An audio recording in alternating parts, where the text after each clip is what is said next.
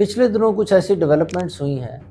जिससे ये नतीजा अखज़ किया जा सकता है कि पाकिस्तान और इंडिया की जो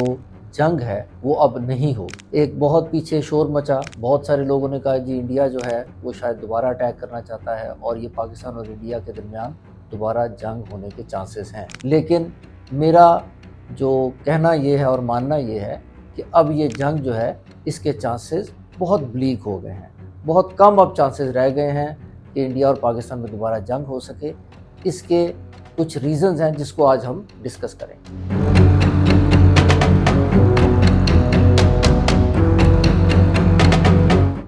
इसमें सबसे जो इम्पोर्टेंट जो आस्पेक्ट है, जो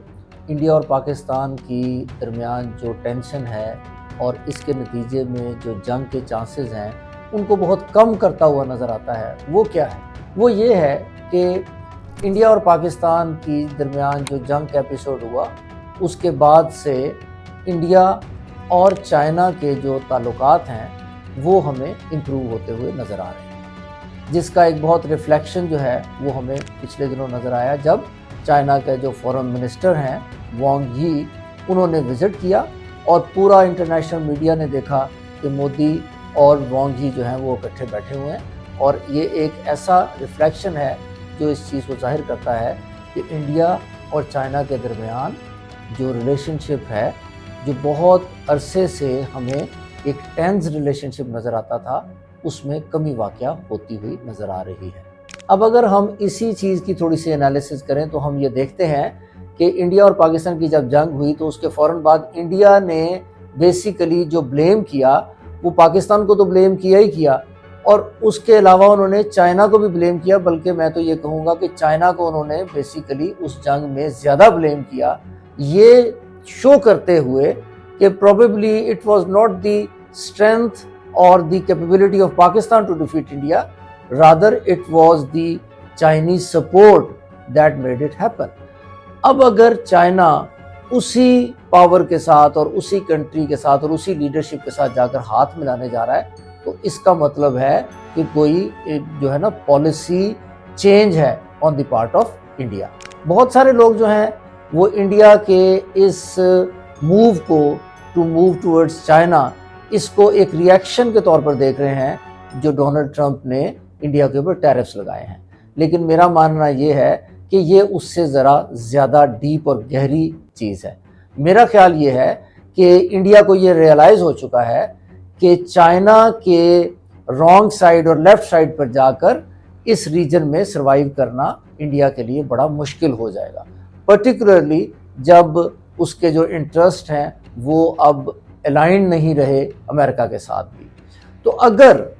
इंडिया चाइना के करीब होगा तो मेरा ख्याल ये है कि पाकिस्तान के ऊपर किसी किस्म का मिस एडवेंचर करना इंडिया के लिए पॉसिबल नहीं होगा, क्योंकि उसमें फिर चाइना जो है उसके साथ जो रिलेशनशिप इंडिया डेवलप करने की कोशिश कर रहा है उसको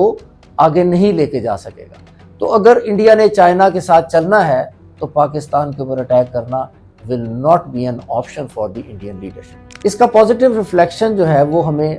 होता हुआ नजर आया जब संडे के दिन इंडिया के हाई कमीशन ने पाकिस्तान के फॉरेन ऑफिस को फ्लड वार्निंग जो है वो इशू की। ये पहला जेस्चर है जब से इंडिया ने इंडस वाटर ट्रीटी को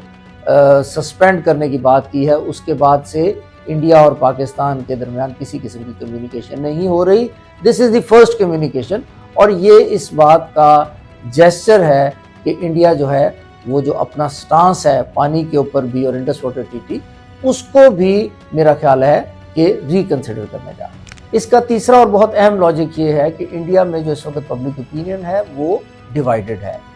बहुत सारे लोग जो हैं वो बीजेपी पे क्रिटिसाइज़ करते हुए नज़र आते हैं, जो उन्होंने पाकिस्तान और इंडिया की वॉर में जो उनकी इंडिया की परफॉर्मेंस थी उसको लेकर।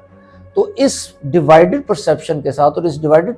पब्लिक ओपिनियन के साथ भी इंडिया के लिए किसी किस्म का मिस एडवेंचर करना विल नॉट बी पॉसिबल। और इस सारे लॉजिक में जो आखिरी इम्पॉर्टेंट बात है वो ये है कि इंडिया के लिए किसी भी मिस एडवेंचर की फेवर में इंटरनेशनल सैंक्शनिंग जो है वो लेनी भी बहुत मुश्किल हो जाएगी, जिस किस्म के हालात इस वक्त इस रीजन में इंटरनेशनली भी और इस रीजन में भी जो इस वक्त चल रहे हैं, पर्टिकुलरली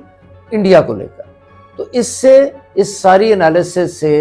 ये बात काफ़ी हद तक कही जा सकती है कि इंडिया और पाकिस्तान के दरमियान जो जंग का दोबारा आगाज़ होने का जो चांस है, उसके अब उसकी फिजिबिलिटी जो है वो बहुत कम रह गई है। तो इसलिए मेरा ये एनालिसिस है कि इंडिया और पाकिस्तान के दरमियान अब जंग नहीं होगी। Stay tuned, we will be shortly coming up again for further news and analysis.